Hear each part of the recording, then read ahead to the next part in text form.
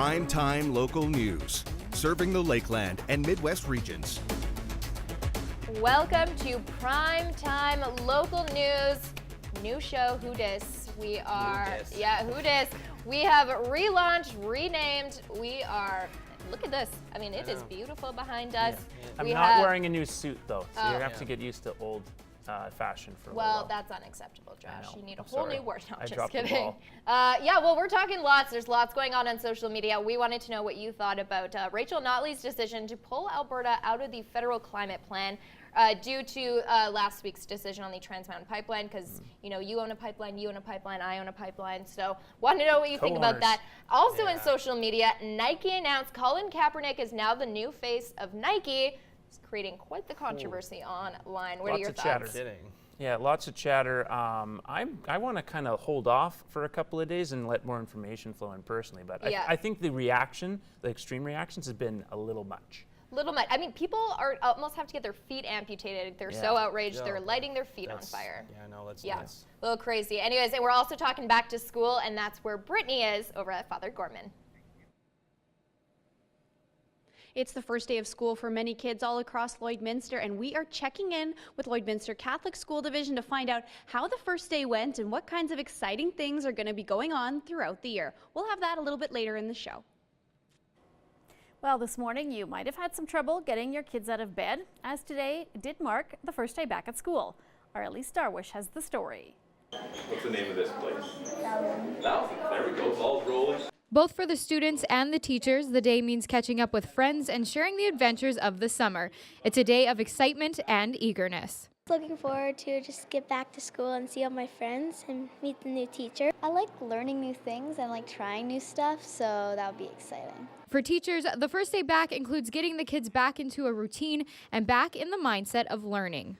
We'll review every day, and then once a week from then on, and we'll review back to try and make sure that we fall back into that what are we supposed to be doing right now kind of feeling. So the first day back is a day when you can start fresh and set goals for the class for the rest of the year. I need you guys to all get onto the same level, and that's going to be our floor. We're not going to create that ceiling. Everyone is going to take that floor, and that's where we have to be. But where you guys can go above and beyond that is up to them. Everyone at Rendell Park Elementary is ready to take on the year and is excited for what it will entail. Elise Darwish, Primetime Local News. The Lloydminster Heavy Oil Committee is revving up for its biannual show. Almost 200 exhibitors will be on display at the Lloyd X. The 6-day event was a long history, running since 1982. Exhibitors will be traveling from across Canada to feature new and advancing technology in the oil field. John Stanier says they are excited for this year's show and are busy finalizing last-minute preparations. 5,000 people are expected. We just got news today that a mayor of city in Ukraine that is twinned with the city of Lloydminster. Bear Elbers, he's on our committee, and he's hosting the mayor, and he's going to be at the show. The show is open to the public and admission is free. The Flying Dust First Nation powwow happened this weekend in Meadow Lake, which included hundreds of dancers, singers, and drummers.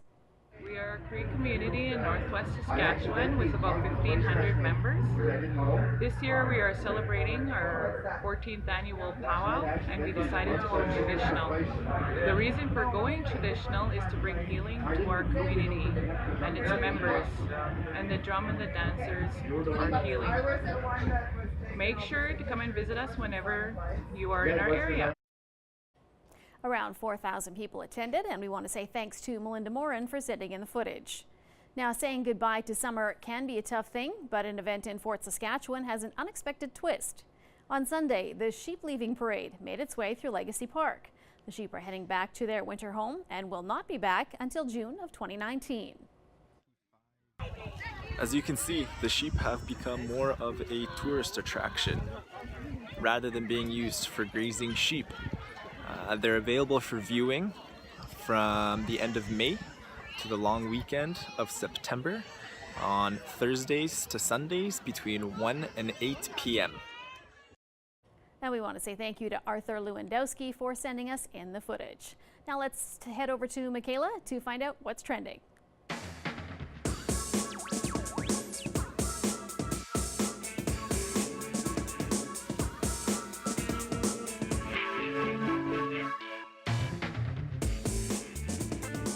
All right, this is a part of the show where you become the show. We want to know what you think on some trending topics around the area. And today we're asking, what are your thoughts about Premier Rachel Notley pulling Alberta out of the federal climate plan after last week's decision from the courts that the Trans Mountain Pipeline is not allowed to be built?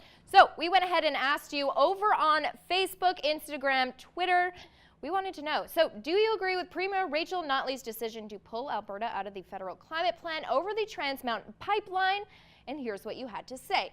So we're going to start off with Tracy. She says she's all talk and her threats mean nothing. She says she says whatever she needs to get voted back in, and then she'll have her own agenda just like last time. She says she's not going to raise the carbon tax from 30 to 50, but CC's budget has it at 50. None of them can be trusted. All right, and then looking over to what Michelle said, she says she could also cut the carbon tax immediately if she really wants to play hardball. That would be falling in line with what Saskatchewan's doing. Ontario wants to follow suit. And then over on Instagram, we did ask you the same question. 77% of you said, yeah, I agree. And only 23% of you said no. I think those numbers are actually higher now, more like 80%. So mostly in favor, but I want to know, what do you think? Do you think we should also get rid of the carbon tax? Let us know on social media, Primetime Local News. Again, your answer could be featured here on our What's Trending topic. So please do let me know your thoughts as we go on throughout the show. But right now, we'll have more Primetime Local News coming up after the break. I'm joined by the principal of Ecole St. Thomas now, Lisa Crease. Share with me, what was the energy like today on the first day of school there? It was wonderful. The students were buzzing. They were excited to see one another, running across the playground, big hugs, running up to their teachers, and they were just very excited to be back, and so was staff. I bet that's really magical. Did you see any tears? Anyone upset? A few kindergarten parents maybe, a little sad to let their kids go. Did speak to some students and their parents, even who are in upper grades, that said the first day of school they're always sad to see their kids go back to school after summer vacation, and others with big smiles on their faces. So all around, I think everyone was happy to be back. Well, perfect. We're going to have more from Lisa coming up a little bit later in the show.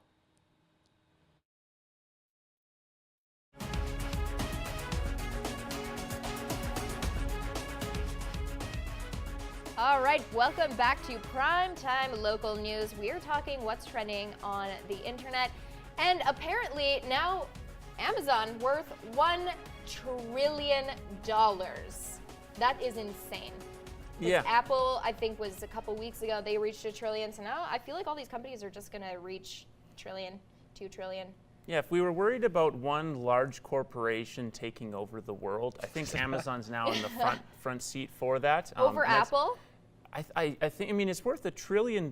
It's got so many practical uses that will continue on, and they've ventured into so many other projects now. I mean, they're buying up Amazon Video is buying up all these TV projects and movies. They have their own streaming services doing really well, and now they're also buying up food stores. You know, like they're really creating their own evil empire, or a good empire, maybe. Evil empire. Well, yeah, because empires are usually evil, right? Yeah, a few months ago they bought Whole Foods. Yes. So, but I think they were going to try to maybe lower the prices at Whole Foods because it's a little bit outrageous if you're trying to eat all healthy and stuff. But I don't know. What are your thoughts? Do you think who's going to take over the world, Amazon or Apple? Well, Apple, because they have a lot of technology, so there is that possibility. But I mean, with Amazon, like Josh was saying, it's it's reaching out to video services, but then there's Twitch Prime. You connect your Amazon Prime account to that. But as well, Apple does make stuff that could if things go wrong, then we could be in trouble. But, but with Amazon, it's good enough that there still will be a consistent market. And they're trying to get into the sports market as well, like live sports watching. So if they get in on that racket as well, that's one more thing. Maybe they'll buy Apple like 10, 12 years down the road. I know, but okay, we spoke about streaming, but do you think there's like too many options now? Because now you have to have a membership to Netflix, to Amazon. Like, I just feel like there's at one point there's too many options. Well, there's going to be a Disney one. I personally feel that we already reached the too many options as soon as Netflix, exploded. I almost kind of miss that thing of you had to go search for something when you went to the video store. Yeah. I'm old-fashioned that way. Well, Disney's getting their own streaming service in next year. So and people that are on Netflix probably are going to maybe either have both or maybe just have to choose. Drop one. So now we're all going to, instead of stealing someone's Netflix password. You're going to have to grab their Amazon password. It's just all the passwords. But what else was trending today is Colin Kaepernick. He was announced as the new face of Nike in the face of controversy. So he's a free agent, doesn't really have a job. Now he does with Nike. But people are so upset. They're literally burning their feet. No. It is, is this warranted?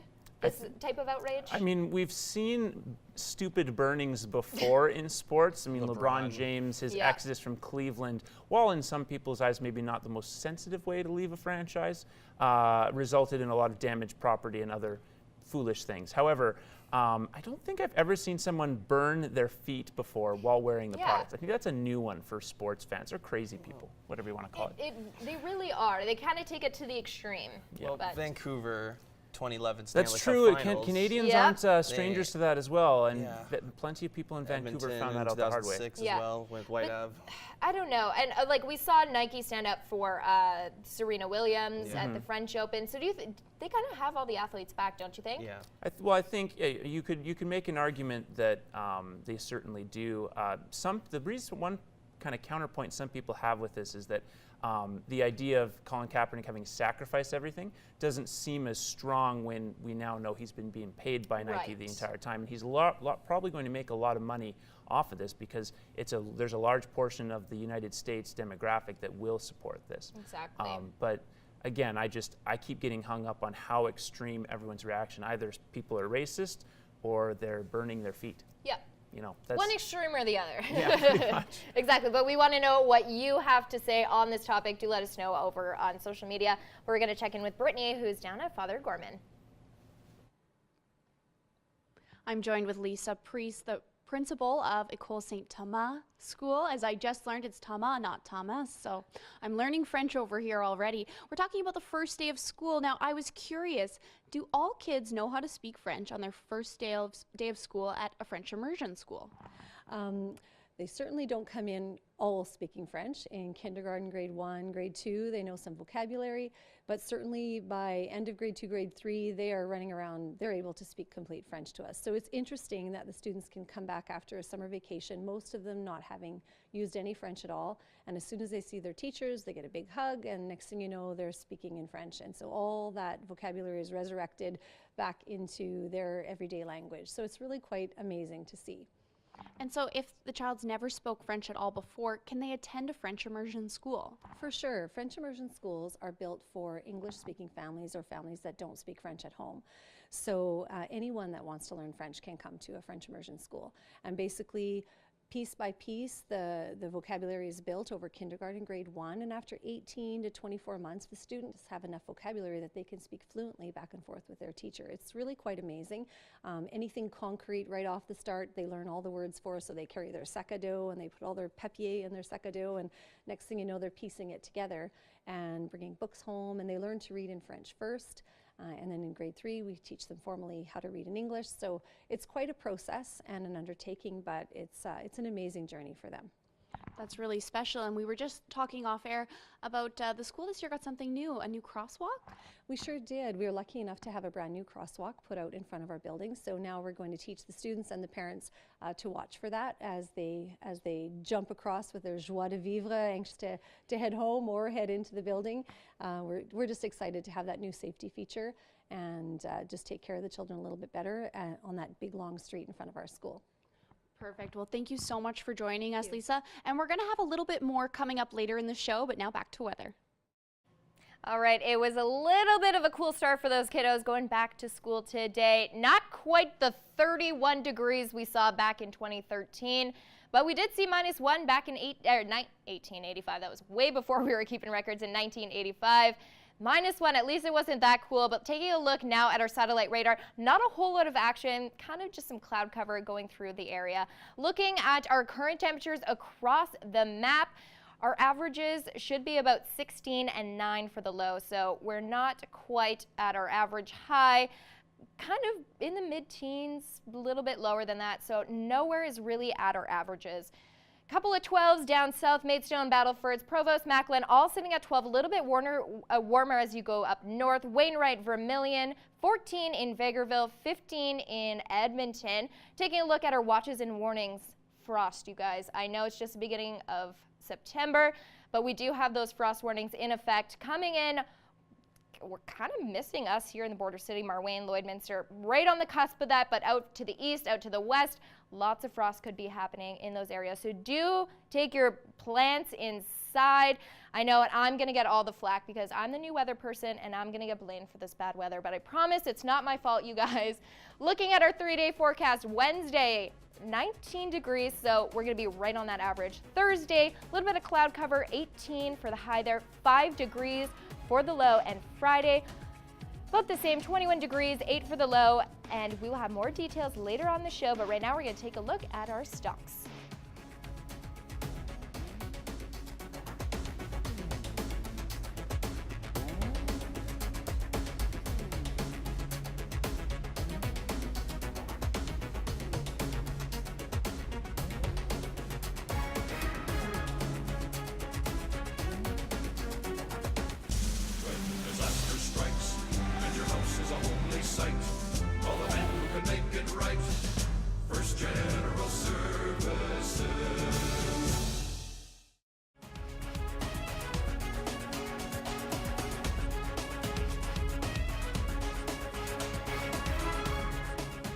Well, today can be full of nerves and excitement as it marks the first day back at school. For both teachers and students, today means catching up with friends and getting ready to take on the year. Setting goals with the class is important. We'll review every day, and then, once a week from then on, and we'll review back to try and make sure that we fall back into that what are we supposed to be doing right now kind of feeling. So. Now, it can be hard to get back into the swing of things after a summer of relaxation, so routine and structure is important. I need you guys to all get onto the same level, and that's going to be our floor. We're not going to create that ceiling. Everyone is going to take that floor, and that's where we have to be. But where you guys can go above and beyond that is up to them. Everyone at Rendell Park Elementary is ready to take on the year and is excited for what it will include. Now, almost 200 exhibitors are expected to flood the Lloyd X next week for the Lloydminster Heavy Oil Show, which begins on Monday. The biannual event will feature new and advancing heavy oil technology from across Canada, including Alberta, Saskatchewan, BC, and Quebec. International travelers are also expected to be in attendance, with approximately 5,000 people coming through the doors over the course of the 6-day event. Well, this past Saturday was the 17th annual rodeo run in St. Paul, which includes mile and quarter-mile long races. There were a number of categories for the races, depending on the age and the participants. All 58 of them completed the race in the 1-mile run. And 17 of those, 16 of those years, but 17 of those races I organized. The coach had been passed now to Doug, and he did an excellent job this year. And we hope to continue this tradition and keep this race as one of the mainstay things of our rodeo weekend. And we thank you to Doug for sending us in that footage. Well, on Saturday, the Let's Rodeo Parade rolled through St. Paul to celebrate and show off some beautiful floats. The parade included floats from clubs and local companies, but also had some antique cars and horse carriages as well. We are wrapping up the parade. We just rode through. Attendance is a little bit down. Maybe it has something to do with the weather, but everybody who's here is having a great time, and if you're not, you're missing out. Now we want to thank Aaron Smeal for the footage. Now let's go back to Brittany live at Father Gorman School. I'm joined with Sheila Yerke, the principal of Mother Teresa School. So down to the little ones who had their first day today. Share with me, what was that like watching some of those parents give that first day of school ever? Well, we're very fortunate that we have children that are that little coming to their first day of kindergarten, and it's always really an exciting time. Our parents are excited. The little siblings are even excited to be coming to the school with their brothers and sisters. It's just a wonderful feeling at the school today. Did we see some parents with a few tears? We did, and lots of smiles through the tears as well. And what I really enjoy is the families that are actually FaceTiming with some of their families that are overseas, so that they can experience that very first day of school with their grandchild or or relative as well. It was pretty cool. That's really special. And now we were talking about that new music program you have now. You're bringing in a ballet teacher? Yeah, our teacher this year has come to us from Saskatoon, and her name is Miss Nadine, and she's a lovely lady who's teaching music and movement at our school. So what kinds of things will the kids be learning then? Not exactly ballet. Well, they'll be taught is rooted in ballet, but she's actually going to move beyond that to help them express themselves and integrate that in with what the teachers are teaching in the classrooms. So doing some thematic type learning or inquiry learning. She's going to work alongside the teacher to create music and movement and songs that go along and support the learning. And now, Sheila, are you ready to do a demonstration? No. You need to attend the class too. Wait till the Christmas concert. Maybe we'll be ready then. We'll definitely have to be tuning in then. And then now we were speaking about an outdoor classroom that you're fundraising for. Yeah, you know, I just want to really say thank you to the community because we've had a Well, the third Canadian Beef Industry Conference is in the books, and industry stakeholders are assessing the outcomes. Jar Lampel finds out how the industry is gearing up to deal with consumer perceptions. It was a great meeting of the minds. Our goal of the conference was to be the national meeting place for the Canadian beef industry, and I think we accomplished that. Veterinarian Tammy Ryby chaired the proceedings this August in London, Ontario. There was an emphasis on working together, especially to deal with a changing marketplace and consumer perceptions. How good, nutritionally good the beef product is, how sustainable it is for the environment, and how tasty. One perception Ryby addressed was the issue of greenhouse gas emissions, especially methane. That's down 15% as of 2015. The beef industry uses very little in products to produce the beef. They're using less and less all the time. We're becoming way more efficient. Ryan Casco, who runs a feedlot in Lethbridge, gives a Western Canada perspective. We did a farm tour of a couple feedlots in the London area, as well as some cow-calf operations, and it's just a very different climate that they deal with, a different way of feeding cattle. The conference will return to Calgary in 2019. I think our goal would be to make sure that we bring in some engaging speakers, mix and mingle, and learn and grow and all that. Gerard Lampau, Primetime Local News. The head of a Canadian agriculture company that's among the consortium buying the rail line to Churchill, Manitoba and its port facility says he sees the deal as an opportunity to develop an Arctic getaway. Murad Al-Khatib, president and CEO of Regina-based EGT Food, notes that the line is only rail linked to an Arctic port in North America and cannot be ignored. A news release from the federal government late Friday said that the assets have been purchased by the Arctic Getaway Group, a private-public partnership of Mississippi Rail Limited Partnership, Toronto-based Fairfax Financial Holdings, and EGT Limited Partnership. The rail line has been out of service since 2017 when it was damaged by flooding, and the grain handling facilities into Churchill closed in 2016. Let's take a quick look at your agriculture prices.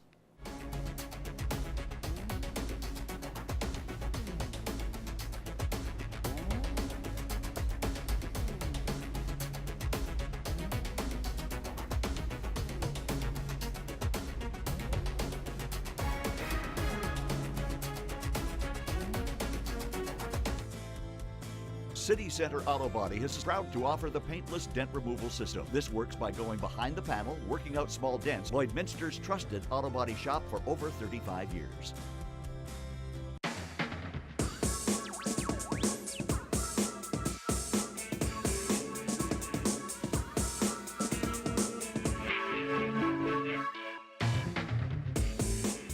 All right, well, all social media was dominated by Nike today. 30,000 tweets this morning alone of hashtag Nike boycott. People are really upset that Colin Kaepernick named the new face of the new Nike campaign. I want to know what you think. Let me know at Primetime Local News. Look at some of these comments that were going online, though. Colin Kaepernick obviously named the new face. Believe in something, even if it means sacrificing everything. So obviously he's not playing on a football team, but he's making quite a bit of bank with Nike. Kelly Clarkson weighed in. She had two things to say. One, she wanted to say thank you to Nike for backing what you believe in. And the best part about this country is freedom. We have to express ourselves. And then also, John Rich said, I support every American's right to protest whatever they want. However, if you endorse someone who wears pig socks, that's where you lose me. So I want to know, are you in support or are you not so happy about this decision by Nike? Let me know. Primetime local news. But right now we're going to check in with our local sports with Josh. Thank you, Michaela. The Lloydminster Bobcats are continuing in their exhibition season, and over the weekend they had another tight contest against the Whitecourt Wolverines, losing 3-1 after an empty net tally that sealed the game's dying minutes. Now, despite the loss, head coach Travis Clayton was largely pleased with how his team performed in their first action of the year for most of the older players on the roster. First live game, right? So I'm sure they're a little rusty, and it showed, but a lot of good things, and we can build off of, and we just move forward from tonight. Second-year defenseman Reed Irwin says returning players are feeling fairly comfortable compared to last season's start. Chemistry isn't where it will be at come the start of the season, but we're trying stuff. We're working hard out there. It's a good showing. Several strong showings from the younger players on the roster, who are battling for a spot, have given Clayton and his staff some tough decisions for the end of the week. I don't know if it's this year or next year. I don't know. They're close, right? So I guess we'll see here in the next 3 games. And the Cats, they're back in action later this evening in Whitecourt. And that's it for sport. Oh, pardon me, not it for sports. Rugby enthusiasts are up next. In the Midwest region, they've entered a new era for the sport locally after the grand opening of the Murray McDonald Rugby Park in Lashburn. Now, the park consists of 2 full-size fields located behind the Sportsplex, and while their parents, alumni, and others came together for a weekend-long celebration, enjoying firsthand what an instant upgrade the park will be for local youth programs. For such a small town to have such a top-level facility is strange, but to have the ability to build it and everything that goes around it is amazing. We only ever practiced around the track, and it didn't really feel like a rugby field. It was just like a community thing, and it's just awesome to be out here and to be able to play out here. Murray McDonald, the team's namesake, is also excited for the benefits that this could have on the Lashburn community as a whole. Making where you live a better place is what counts. This makes where we live a better place, because every kid that's going to run in that field is going to become a better person. And the opening of these fields increases the number of rugby fields in Saskatchewan to 6. And that is now finally it for me in sports. Michaela has your weather next. All right, well, if you're playing sports outside, it's gonna get cold pretty soon. But look at this wonderful shot Aaron sent us in. That is Bud Miller Park. It's not gonna look like that much longer. Leaves are already turning orange, you guys. We only got 2 weeks of fall, usually in Alberta and Saskatchewan. So get out there, take your photos, send them to me. I would love to show them. Looking at our current temperatures and overnight, really not up to our average. Should be about 16. As you can see, we're kind of well below that all over the map. Overnight, hitting 2-3 degrees in most areas. And tomorrow, Cold Lake, you're only hitting 18. Like I said, the averages should be about 19 this time of year. So not too far off, but also some frost could be rolling into the area. I'll have more details, including a look at your 7-day forecast later in the show. But we'll be right back after this break.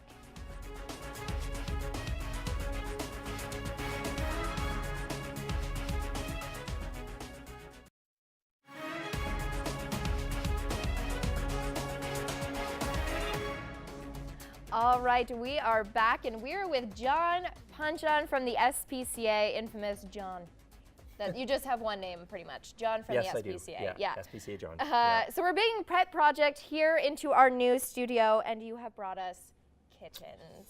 These 2 adorable girls are available for adoption, right? That's correct. All right, so let's talk about. We'll talk about the one that you're holding now, because she's a little bit more hyper. Yeah, absolutely. What's her name? This is Marie, and Marie is about 3 months now. Okay. And very energetic girl. Yeah. Yes, she definitely, as you can tell, is having an issue staying still. She just wants to explore this new fancy set. Yes. Yep, there's lots of She's got things. great coloring, though. She does, and she has the cute little booties here, which is absolutely adorable. I mean, come on. Yes. How could you not want her? Okay, and then I am holding, now she's much more calm, but I think she might be a little spooked at the moment. Yes. This is Dorothy. That's correct. Yeah, Dorothy, again, around the same age. And she's just really a little bit more shy, but when she's comfortable and starts playing, then her personality really comes out as well. Out. Yeah. So she's also about 3 months old then? Yes. Okay, yeah, they're both around the same age there. So separate litters, so they're not related, but definitely are both, as usual with kittens, lots of energy and ready to play. So certainly lots of toys and scratching posts and lots of things to keep their active minds busy. Exactly. And so how much are the adoption fees for kittens? These two would be $200 to adopt, and that of course includes the spay-neuter surgery. So both of these young ladies have been spayed, they've been microchipped, and have had their first set of vaccinations as well. Awesome. And do you guys have any dogs currently at the shelter? We do have some dogs available. They're not quite available for adoption yet. We still have to get them spayed-neutered before they're ready to go home. But we started to see a few more stray dogs coming in last couple of weeks here. So usually what we find though is the dogs do get adopted a lot faster than our cats and kittens do. Yeah, just because there's so many more coming into the shelters. Exactly. And speaking of, when you do adopt an animal from the SPCA, they are, chipped, neutered, and are spayed and everything like that. But if you already have a pet, you guys are hosting community night in a couple of days and free microchipping. That's correct. So it's the City of Lloydminster Community Night. So it's really a wonderful opportunity for people, if they have their pet and haven't had a chance to have them microchipped yet, they can stop down at Community Service Night. We'll have a little tent set up outside, and people can bring down their pets and get them microchipped. And if they'd like, if they haven't got their license yet for this year, they can purchase their pet license for the City of Lloydminster too. Perfect. And why is it important to microchip your pet? Well, the great thing about microchipping is it's a little, about the size of a grain of rice, a little chip, and it goes between their shoulder blades, and it's there for life. So if a little cat like this comes into the SPCA, the first thing we're going to do is scan it for a microchip, and if it does, then we have your information and we can contact you and let you know that your little furry buddy is at the SPCA, and we can get them back to you as soon as possible. Exactly, because at the end of the day, you guys are a shelter, but you want to reunite those animals. Absolutely, that's our number one priority, is to get these animals into homes or back to their homes first and foremost, and then if we're unable to get them reunited with their family, then obviously they go up for adoption to find a new home, but ideally it's always better to get them back to the ones that are looking for them where they were comfortable beforehand. Exactly. Yeah. All right. Well, thank you so much, John, for bringing these two adorable girls in. They are both up for adoption at the Lloydminster and District SPCA. So thank you, John, for joining me. We have more Primetime local news coming right up. Pet Project is brought to you by Quick Pick Waste Disposal, Lloydminster's #1 waste and recycling hauler. Quick Pick is waste collection you can depend on.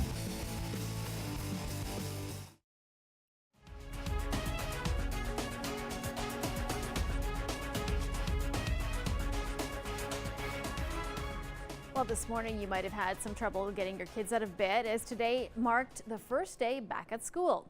Our Elise Darwish has the story. What's the name of this place? Thousands. There we go. Ball's rolling. Both for the students and the teachers, the day means catching up with friends and sharing the adventures of the summer. It's a day of excitement and eagerness. Looking forward to just get back to school and see all my friends and meet the new teacher. I like learning new things and like trying new stuff, so that would be exciting. For teachers, the first day back includes getting the kids back into a routine and back in the mindset of learning. We'll review every day, and then once a week from then on, and we'll review back to try and make sure that we fall back into that what are we supposed to be doing right now kind of feeling. So the first day back is a day when you can start fresh and set goals for the class for the rest of the year. I need you guys to all get onto the same level, and that's going to be our floor. We're not going to create that ceiling. We want to, everyone is going to take that floor, and that's where we have to be, but where you guys can go above and beyond that is up to them. Everyone at Rendell Park Elementary is ready to take on the year and is excited for what it will entail. Elise Darwish, Primetime Local News. The Lloydminster Heavy Oil Show is revving up for its biannual event. Almost 200 exhibitors will be on display at the Lloyd X. The 6-day event has a long history, running since 1982. Exhibitors are traveling from across Canada to feature new advancing technology in the oil field. John Stanier says they're excited for this year's show and are busy finalizing last-minute preparations as they expect about 5,000 people. We just got news today that a mayor of city in Ukraine that is twinned with the city of Lloydminster, Bear Elbers, he's on our committee, and he's hosting the mayor, and he's going to be at the show. The show is open to the public and admission is free. Well, saying goodbye to summer can be a tough thing, but an event in Fort Saskatchewan has an unexpected twist. On Sunday, the sheep leaving parade made its way through Legacy Park. The sheep are heading back to their winter home and will not be back until the start of June of 2019. As you can see, the sheep have become more of a tourist attraction rather than being used for grazing sheep. They're available for viewing from the end of May to the long weekend of September on Thursdays to Sundays between 1 and 8 p.m. And thank you to Arthur Lewandowski for sending us in the footage. Now let's check what's happening in weather with Michaela. All right, look at this beautiful shot behind me. This was sent in by Aaron. This is a shot of Bud Miller Park.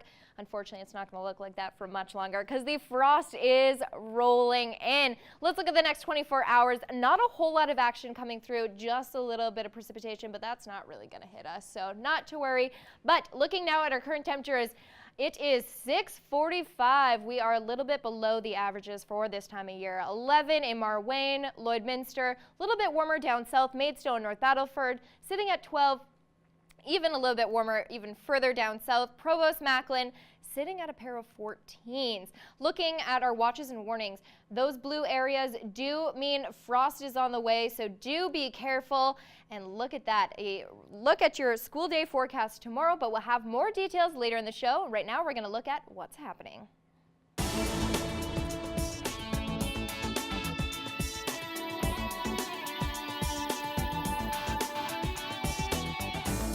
I'm Courtney Ray from 93.7 Wayne FM and Boom 101.9. Here's what's happening in the Wainwright area. Get ready for some WHL action right here in Wainwright this Saturday. The Red Deer Rebels are hosting the Lethbridge Hurricanes at the Peace Memorial Multiplex. Pre-sale tickets are now available to purchase at the Wainwright Golf Course or Meat Co. for $15. And the night of the game, you can buy tickets at the door for $20. Puck drop is at 7:30. Join Mad Wainwright for the First Responder Appreciation Barbecue this Saturday at the Cornerstone Co-op from 11 a.m. to 2 p.m. Say thanks to the first responders in our community for their service and dedication. The barbecue will be cooking up some cheeseburgers and hot dogs with a beverage for $5. The Wainwright Community Organization Awareness Night is on September 12th from 6:30 to 8 p.m. at the Peace Memorial Multiplex. You can learn about all the sports, clubs, and volunteer opportunities that Wainwright has to offer for yourself and your family. The Wainwright Runners are putting on the second annual Bison Dash 5K on September 16th through the heart of Wainwright. The 5K route will be a single loop on roads and paved running trails. The fall views will be absolutely fantastic as it's by a wetlands and a forested park. Registration is now open on raceroster.com.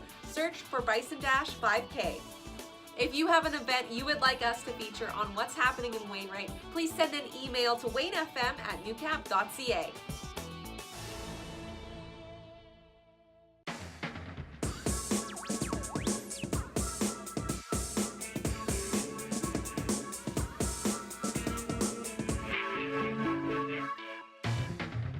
All right, well, as of this morning, over 30,000 tweets that said boycott Nike because they announced Colin Kaepernick is now the new face. Let's look at some of the comments that were going through online earlier today. James Wood says, to be truly effective, make sure you not only dump Nike stock, but dump any investment fund or mutual fund that holds a Nike stock. So he's saying take it a step further. And what else was going on our internet? This does have some graphic images. People are burning their feet with their shoes still on in protest. They are not happy about this. I want to know what you want or what your thoughts are on it. Please tweet me at Primetime Local News, but we're going to head back to Father Gorman, and that's where Brittany is. We're now in a kindergarten classroom, and I'm joined with Glenda Carey, who's the Deputy Director of Education for Lloydminster Catholic School Division. And now there's 6 schools within the division, but it's more than just teaching in a classroom. Share with me what other kinds of services we have. Well, all of our schools have special education teachers. Those are teachers who have special qualifications to learn and deal with students that have some unique needs. So they help meet with parents and other teachers to plan and program for all the kinds of learners that we have. We also have educational assistants in every school that work and support those students. You know, when you have a kid that's got high levels of anxiety, it's good to have somebody that knows how to read that and help the kid out when they need it. We also have a lot of services that kind of wrap around the whole division. So we have a lot of people out of the division office that work to support kids, from speech and language pathologists, occupational therapist, clinical psychologist, an educational psychologist, and we have a social emotional coordinator too that actually works with the mental health issues. Wow, that's really quite a diverse family within there. How important, we were speaking about some of the training that teachers receive before going back to school. Their schooling starts before the kids are in the classroom. Yeah, we were just talking about that those first days of school when last week when teachers were around the buildings, we kind of joke sometimes and say, oh, they were in meetings. And meetings can be kind of boring, but our meetings really are focused on training and talking about all the things. Like they go through safe planning with schools, they go through medical plans, they learn about specific students that they have, who they will really be teaching the next week, like today. That is so important. Well, it's such an exciting thing, everybody being back to school, and we're going to take it back to you in the studio. Welcome back, Chantel. Thank you again for taking the time to be with us. And this time we're going to discuss hot topic, very hot topic, healthy lunches. I see so many disagreements online on blogs, people talking about what exactly makes up a healthy lunch. So in your mind, Chantel, what does make up a healthy lunch? Well, I'm a big fan of people kind of minding their business, actually. It's really, really important that people really focus on their own families and their own children and don't lunchbox shame other moms. You're not in the house. You don't know what dietary needs, restrictions, allergies that kids might have. And, you know, for a lot of us moms, just getting them to eat regularly is a big feat. So I think that what we really need to follow here, again, is take the steps by our kids. Watch what they're interested in. Watch the foods that they enjoy and pack those. I'm not saying potato chips and Coke. That's terrible on any count, no matter what you think and what you're eating. But, you know, you might have kids that are vegan, that like to be vegan, kids that don't want to have any animal protein, and then you might have kids that are full-on carnivores. I think that it's important that you're listening to your children's physical and health needs. Now, should you allow a small treat, or is that kind of a bad habit to get into, or does it really depend on the age of the child? Wow, that's such a tough question because I've done both. I've been the mom that's allowed treats in the lunch pail, and then I've also been the mom where it was like, no, absolutely not. I think that what's most important is that you're feeding them a balanced diet, that you're buying high quality food, and that you're allowing them to have a treat once in a while. But like I said, Coke, chips, all that kind of stuff on a daily basis, sugar, candy, I mean, you're just going to set your kid up for failure because after lunch, they're going to have that sugar crash. They're not going to be able to focus. They're not going to be able to concentrate. Their grades will suffer. So I think that it's all about discretion, and maybe save those treats and those snacks and sugary, you know, little, hey, you had a great day at school for after school when they're home. Now, how do you make a lunch that your kids will actually enjoy? I know I see some moms going to the, 10th degree, making star-shaped sandwiches, that sort of thing. Does that really matter in the end, Chantel? Yeah, I love those moms. I wish I'd had that. You know what? I think what matters is that when you're packing lunch, you're packing it with love. We used to do a lot of leftovers. So if we had a nice meal that the kids enjoyed, like one of their favorite things that I make was mac and cheese, or we would have tacos for dinner. So I would often take a little bit of that and pack that in their lunch so they felt like they were having a treat and having a special lunch rather than just a sandwich. But I think, again, it's all in what your schedule allows as a mom and what your kids enjoy. And really, everybody should keep their eyes on their own lunchbox, if you ask me. All right, thank you, Chantel. And you can follow her on Twitter and Instagram at Chantel Bisson, or check out her website, chantelbisson.com. Thank you so much. You're welcome. Thank you.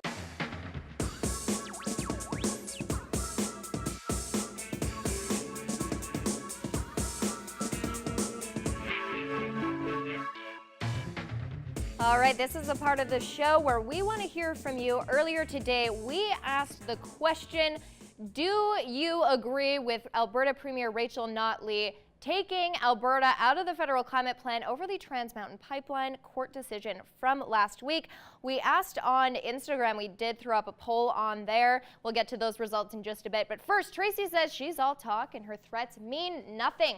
She will say whatever she needs just to get voted back in, and she'll have her own agenda just like she did last time. All right, well, we know how Tracy feels. And Michelle, she says she should also cut the carbon tax immediately if she wants to play hardball.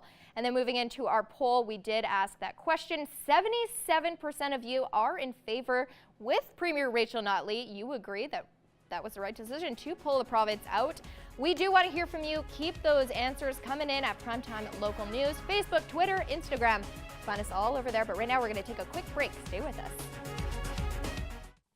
Well, that was our first day of school here at Lloyd Catholic School Division. It looks like we had a lot of fun, and you should tune in tomorrow because we're going to be going to the Bonnyville Pontiacs versus the Lloydminster Bobcats game that's actually going to be going on in Frog Lake. So tune in tomorrow to join us there.